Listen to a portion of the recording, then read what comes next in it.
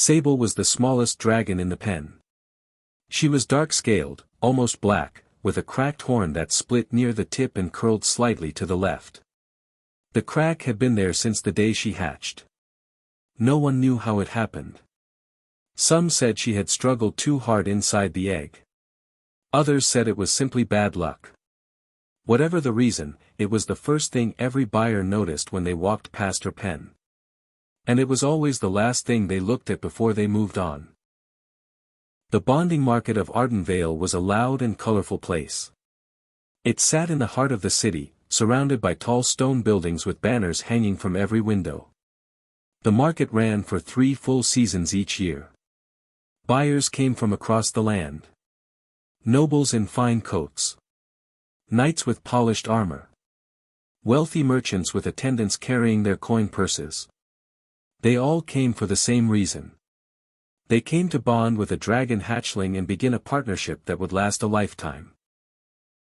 The hatchlings were kept in long rows of iron pens, each one separated by thick bars. Most of the pens were warm and full of noise.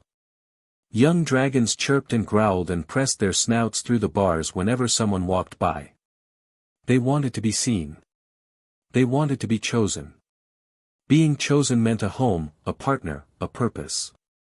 Every hatchling in that market understood this without being taught. Sable understood it too. But she had stopped pressing her snout through the bars a long time ago. She had tried in the beginning. During her first season at the market she had done everything the other hatchlings did. She had chirped when buyers walked past. She had held her head up and tried to look strong and healthy. She had even managed to breathe a small curl of smoke once, which had made a young nobleman stop and look. But then his attendant had pointed at her cracked horn and whispered something in his ear. The nobleman had nodded once and walked away without another word. After that she stopped trying so hard. By the second season she had learned to sit quietly in the back corner of her pen and watch. She watched the other hatchlings get chosen one by one. She watched the handlers come in the mornings to clean the pens and bring food. She watched the buyers walk slowly down the rows, stopping here and stopping there, pointing and discussing and nodding. She watched a young red-scaled hatchling in the pen next to hers get chosen by a knight's daughter who had laughed with joy and pressed her forehead against the hatchling's snout right there in the market. Sable had watched all of it. And then she had turned back to her corner. The market keeper was a wide man named Board who smelled like pipe smoke and wore the same brown coat every single day. He was not a cruel man. He fed the hatchlings on time and made sure their pens were clean. But he was a practical man, and practical men did not keep things that did not sell. He had told Sable's handler during the second season that if the Dark One was not bonded before the third season ended, she would be sent to the labor yards on the eastern edge of the city. The labor yards were not a place for bonded dragons. They were a place for the ones no one wanted. Hatchlings sent there did not have partners.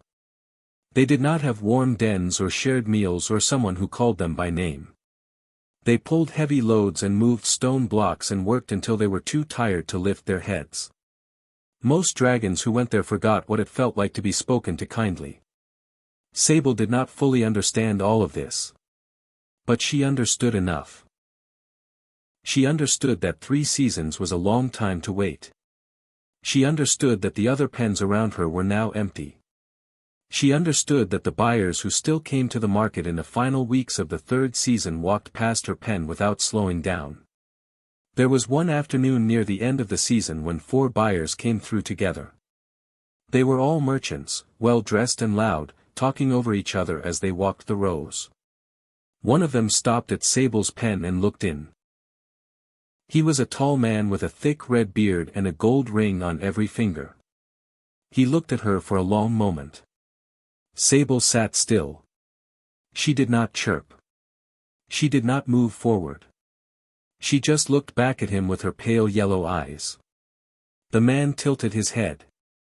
For one small moment something shifted in Sable's chest. A tiny, careful feeling. Like a door opening just slightly. Then the man's companion called out from further down the row. He had found a pen with 2 young hatchlings, both green-scaled and healthy, chirping loudly and tumbling over each other. The red-bearded man looked back at Sable once more. Then he turned and walked toward his companion. The door closed again. Sable lowered her head and rested her chin on the cold stone floor. The market would end in 4 days. She knew this because she had learned to count the bell rings from the tower at the edge of the square. 4 more mornings. 4 more afternoons of watching buyers walk past. And then Board would come with his clipboard and his brown coat, and her pen door would open and she would be taken somewhere else. She did not know exactly what the labor yards looked like. But she knew they were not here. And here, even with the cold bars and the hard floor and the loneliness, was the only place she had ever known. That evening the market grew quiet. The buyers went home. The other handlers finished their work and left one by one. The torches along the wall burned low and the large hall filled with the kind of silence that settles in when a place has emptied out and does not expect anyone back until morning. Sable sat in her corner and looked at the far wall. Her scales caught a little of the torchlight and threw faint shadows across the floor of her pen. Her cracked horn cast a crooked shadow against the bars. She had looked at that shadow many times. It was always the same crooked shape. It had never bothered her before. But tonight she looked at it for a long time. She thought about the red-bearded man who had stopped. She thought about the young knight's daughter who had laughed when she pressed her forehead against the red hatchling's snout. She thought about what it might feel like to have someone stop at her pen and not walk away. Then she stopped thinking about it. She tucked her nose under her tail, closed her pale yellow eyes, and let the silence of the empty market hall settle around her like a heavy blanket. 4 more days. And after that, whatever came next. Glen arrived at the market hall just after sunrise.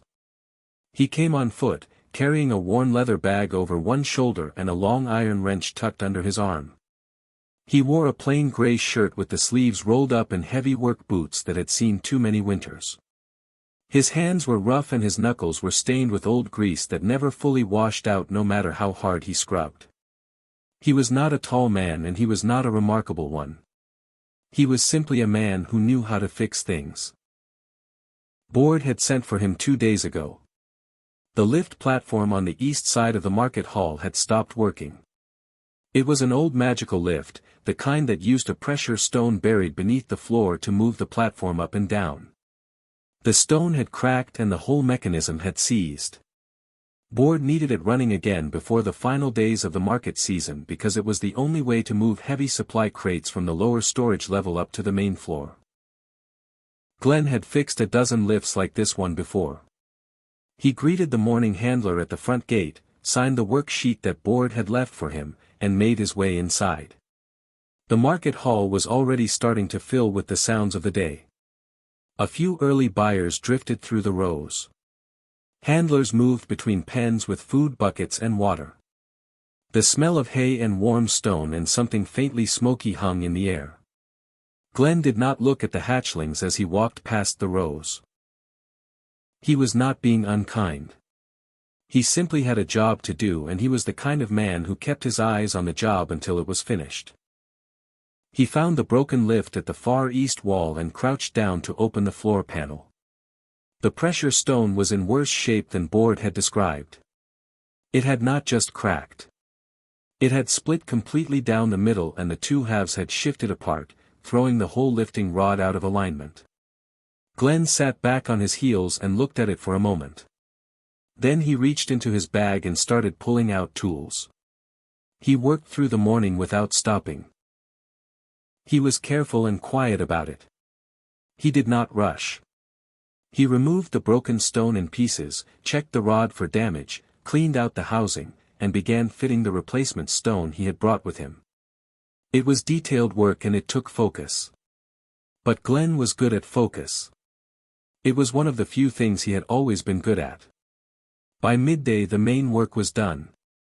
He needed to let the new stone set for an hour before he could test the mechanism. He packed up his tools, wiped his hands on the rag he kept tucked in his back pocket, and looked around for somewhere to sit. The nearest clear space was a low wooden crate pushed against the wall just beside the last row of pens at the back of the hall. He walked over and sat down. He pulled his lunch from his bag. It was simple food. 2 thick slices of bread, a piece of hard cheese, and a small folded cloth with a handful of dried fruit inside. He unwrapped it and started eating. He was halfway through the first slice of bread when he noticed her. She was in the pen directly to his left. Small and dark-scaled, sitting very still in the back corner with her chin resting on the floor and her pale yellow eyes open and looking at nothing in particular. Her cracked horn caught the light from the wall torch above and threw a crooked shadow across the bars. Glen looked at her for a moment. She did not move. She did not chirp or press toward the bars the way hatchlings usually did when someone sat near their pen. She just lay there in her corner like she had long ago stopped expecting anything from anyone who came close. Glen looked at his bread. Then he looked at her again. He broke off a small piece of the crust and held it out through the bars without saying anything. Sable did not move right away. Her eyes shifted to his hand and stayed there. She looked at the bread. Then she looked at his face. Glen did not smile or make encouraging sounds. He just held the bread steady and waited. After a long moment she lifted her head slowly off the floor. She stretched her neck forward just enough to sniff the bread from a distance. Then she pulled back slightly and looked at him again as if she was trying to decide something. Glen still did not move. He just waited. She came forward. She moved low and slow, like an animal that had been disappointed too many times and was not willing to be caught hoping. She crossed the pen carefully and stretched her neck through the bars and took the bread from his fingers. She chewed it slowly. Her pale yellow eyes stayed on him the whole time. Glen broke off another piece and held it out. She took it faster this time. He finished his lunch sitting on that crate, feeding her small pieces of bread and cheese while she stood at the bars watching him. He talked a little. Not about anything important. Just quiet words about the lift he was fixing and how the replacement stone had been harder to seek than he expected. He was not talking to impress her. He was just the kind of man who thought out loud when he was relaxed. Sable listened. She did not understand the words. But she understood the tone. It was calm. It was even. It did not carry pity or impatience or the particular kind of quiet that people used when they had already decided to walk away. When Glen finished eating he folded up his cloth, packed his bag, and stood up. He looked at her once more. She was still standing at the bars watching him. He nodded at her once like you might nod at a neighbor you pass on the street. Then he walked back to the lift to finish his work. Sable stood at the bars for a long time after he left. Glen came back the next morning. He told himself it was because he needed to check the lift. The new pressure stone had to be tested properly over a few days to make sure it was holding under full weight. That was a reasonable thing. That was a professional thing. He wrote it down on his worksheet the night before so it would feel more official. But when he arrived at the market hall and signed in at the front gate he walked to the east wall first and checked the lift in about 4 minutes. The stone was holding fine. The rod was aligned. The platform moved up and down without any grinding or resistance. The job was done. He stood there with his hands in his pockets for a moment. Then he picked up his bag and walked to the back row of pens. Sable was already there. Not in her corner this time. She was sitting near the front of the pen, close to the bars, with her pale yellow eyes pointed at the entrance of the hall. When Glen appeared around the corner of the last row she made a small sound. Not a loud chirp. Something quieter. A short low note that she stopped almost as soon as it started, as if she had not meant to make it at all. Glen sat down on the same crate as the day before. He had brought extra bread this time. He had also brought a boiled egg and a small paper of salted nuts. He unwrapped everything and set it on his knee and looked at her. She was already at the bars. He fed her slowly and ate his own food between pieces. He talked while he ate. He told her about the other jobs he had lined up that week. A cracked water wheel on the south side of the city. A seized gear assembly in a grain mill 2 streets over from his workshop.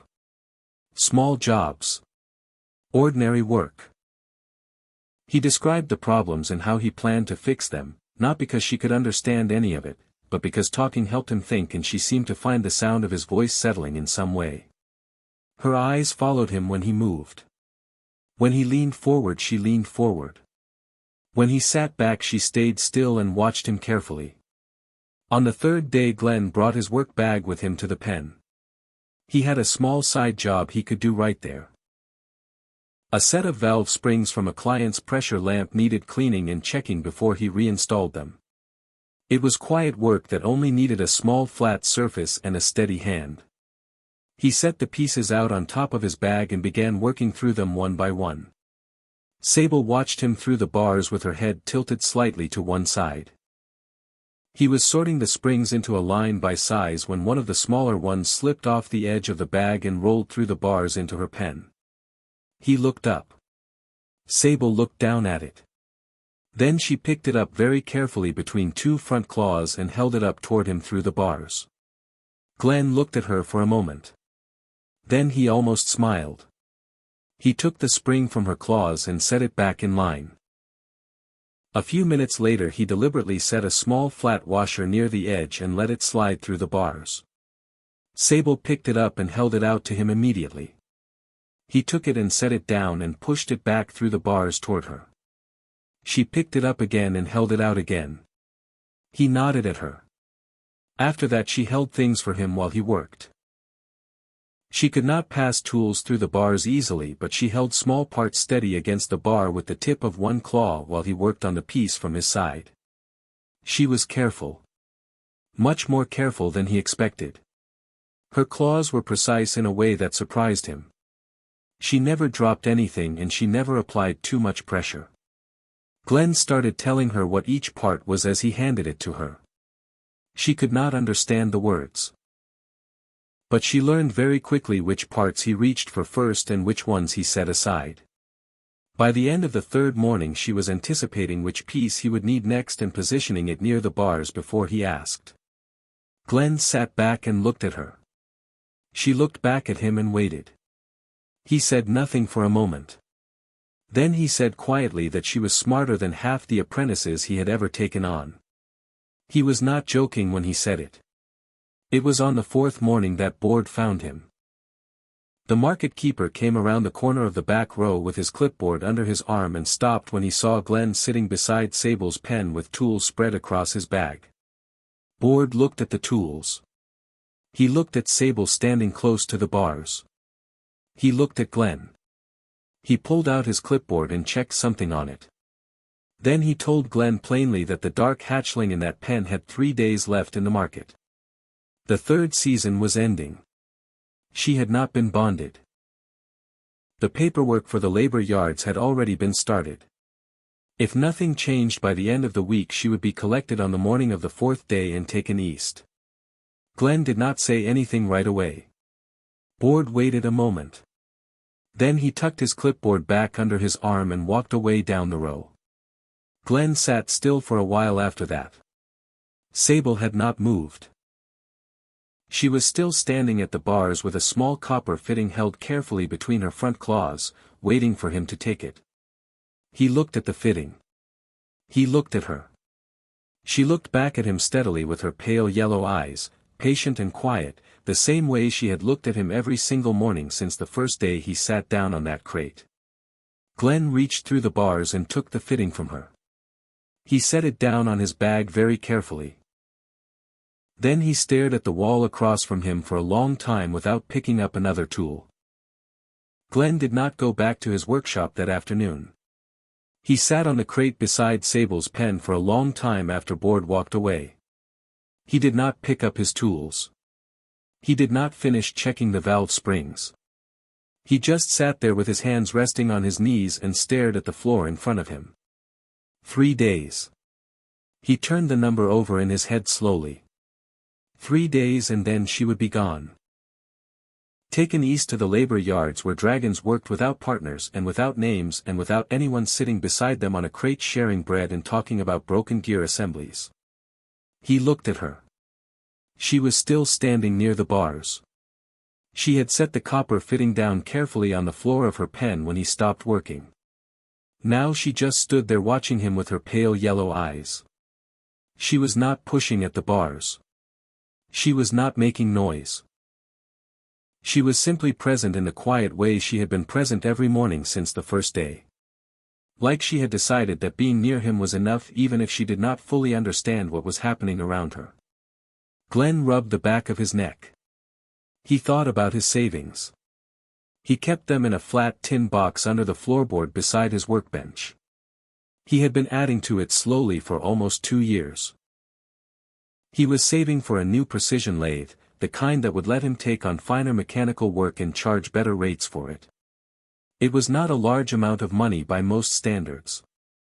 But it had taken him a long time to put together and he had been careful with every coin. He knew roughly what bonding fees cost. He had heard other people talk about it over the years. The fee was not the same for every hatchling. It depended on the hatchling's age and condition and how long they had been in the market. Unbonded hatchlings in their final days of a 3rd season were the lowest category. The fee for one like Sable would be at the bottom of the scale. He did not know if his savings would cover it exactly. But he thought they might. He stood up from the crate and began packing his tools into his bag. He worked quietly and quickly. When everything was packed he looked at Sable one more time. She had followed his movements while he packed and now she stood close to the bars watching him with an expression he could not fully read. He told her he would be back. Then he left the market hall and walked home. He lifted the floorboard beside his workbench and pulled out the tin box. He counted everything inside twice. It was enough. It was almost exactly enough with a small amount left over. He put the coins into a cloth pouch, pulled on his coat, and walked back across the city to the market. Board was at his front desk when Glen came in. The market keeper looked up from his paperwork and then looked at the pouch in Glen's hand. Glen set the pouch on the desk and told Board he wanted to file a bonding registration. For the dark hatchling in the last pen of the back row. Board looked at him for a long moment. He looked at the pouch. He picked it up and weighed it in his hand and then opened it and counted the coins himself. He did not say anything while he counted. When he finished he set the pouch down and pulled a registration form from the drawer beside him. He pushed the form across the desk toward Glen without any expression on his face. Glen filled it out. His name. His address. His trade. The hatchling's pen number and market identification. He wrote everything in plain steady handwriting and signed the bottom and pushed it back. Board looked the form over. Then he stamped it twice with the market seal and told Glen that the bonding ritual would take place in the bonding chamber at the back of the hall in 1 hour. Glen nodded and sat down on the bench near the door to wait. The bonding chamber was a round stone room at the far end of the market hall. It had a high ceiling and smooth walls and a floor made of pale fitted stone that had been worn soft by years of use. In the center of the floor there was a wide shallow basin filled with still water. Above the basin hung a large clear crystal on a chain, the kind used to measure the strength and nature of a bond when it formed. There were 3 officials present when Glen and Sable were brought in. 2 were record keepers in gray coats. The 3rd was the bonding warden, an older woman named Pell who had overseen hundreds of rituals and wore her authority the way comfortable people wear old shoes. Sable walked beside the handler who led her in. She moved carefully on the smooth floor and her eyes found Glen immediately when she entered the room. She walked toward him without being guided and stood beside him and did not look at anyone else. Pell explained the ritual in a flat and practiced tone. It was simple. Glen would place his right hand on Sable's back between her wings. He would speak his name and his intent clearly. The crystal above the basin would read what was there between them and respond accordingly. Glen placed his hand on Sable's back. He could feel the warmth of her scales through his palm. He said his name. He said that he chose her and that he was not going anywhere. The crystal above the basin began to glow. It started as a faint white light deep in the center of the stone. Then it grew. It pushed outward through the crystal in long bright threads until the whole chamber filled with a clean and steady light that made the pale stone floor look like it was lit from below. Pell stopped writing. The two record keepers looked up from their papers. No one in the room said anything.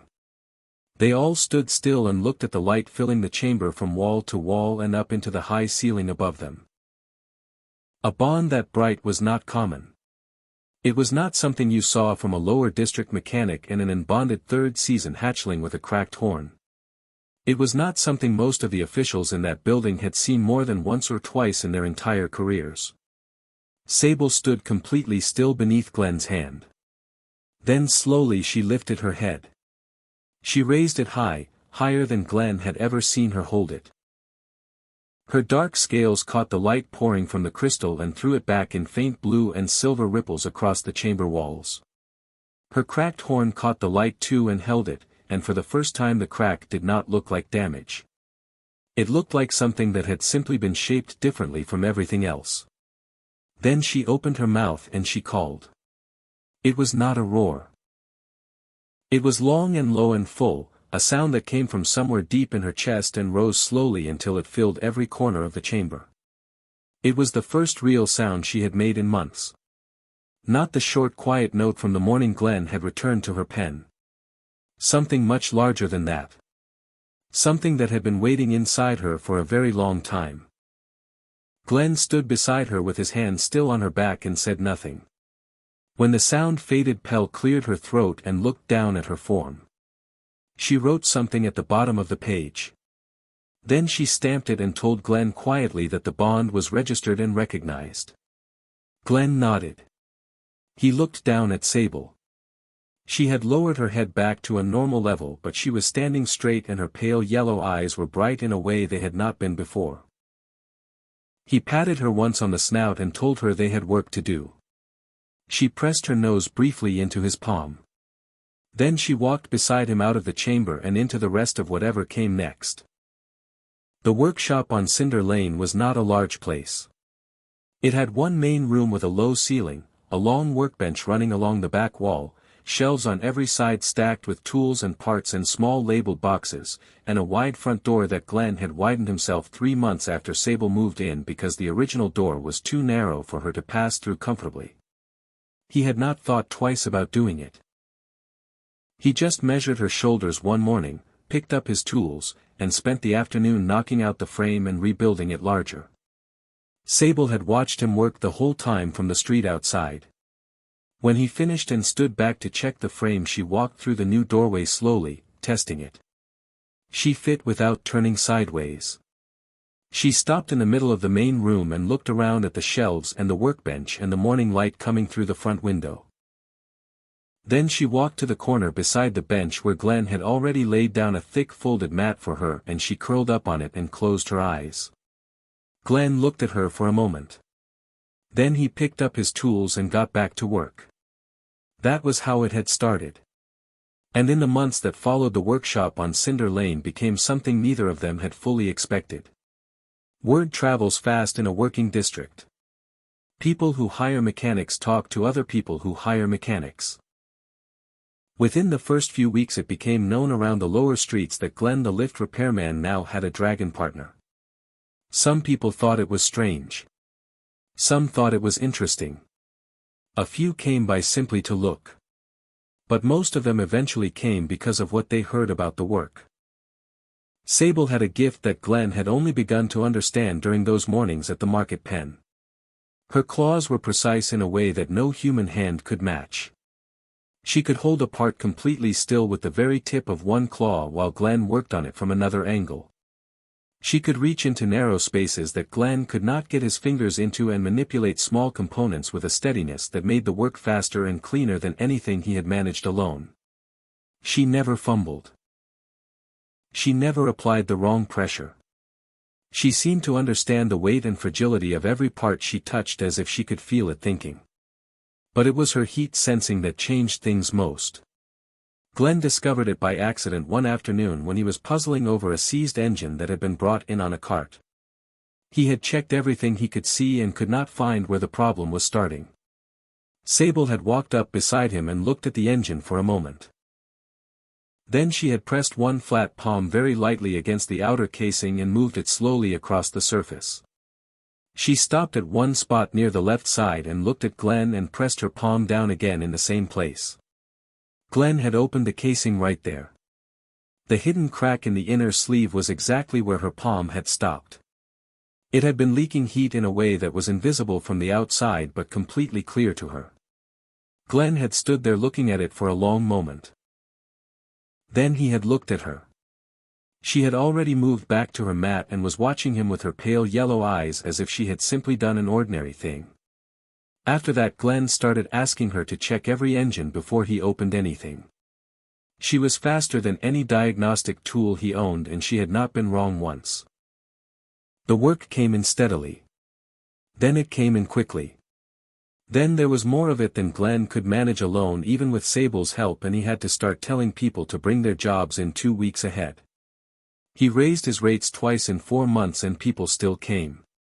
A grain merchant from the upper district brought 3 broken pressure engines across the city specifically because someone had told him that the mechanic on Cinder Lane found problems that no one else could locate. Glen hired a young assistant named Fred to handle the front desk and the paperwork. Fred was 18 and easily startled and had been very nervous around Sable for the first 2 weeks. Then one morning he had dropped his lunch on the floor and Sable had picked it up carefully with 2 claws and held it out to him without being asked. After that Fred was no longer nervous. The story of the bonding chamber spread on its own. Glen had not told anyone about it. But Board had mentioned it to someone and that someone had mentioned it to someone else and eventually it had moved through the city the way quiet remarkable things do. People talked about the brightness of the light. They talked about the sound Sable had made in the chamber. They talked about a low district mechanic with grease on his hands and no rank and no wealth who had walked into a bonding market to fix a lift and walked out with one of the strongest bonds recorded in the city in many years. Some people found it hard to believe. But the ones who came to Cinder Lane and saw them working together stopped finding it hard to believe very quickly. There was something visible between them that was difficult to describe but easy to feel. It was in the way Sable positioned herself before Glen reached for a part. It was in the way Glen talked through a problem out loud knowing she was following every word even when she could not answer.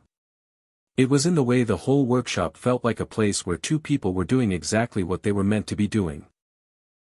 On quiet evenings when the last job was finished and Fred had gone home and the front door was shut against the cool night air, Glen would stay at the bench a little longer finishing small detail work by lamplight. The workshop would grow still and warm. The shelves full of parts would settle into shadow. The lamp would throw a soft yellow circle across the workbench.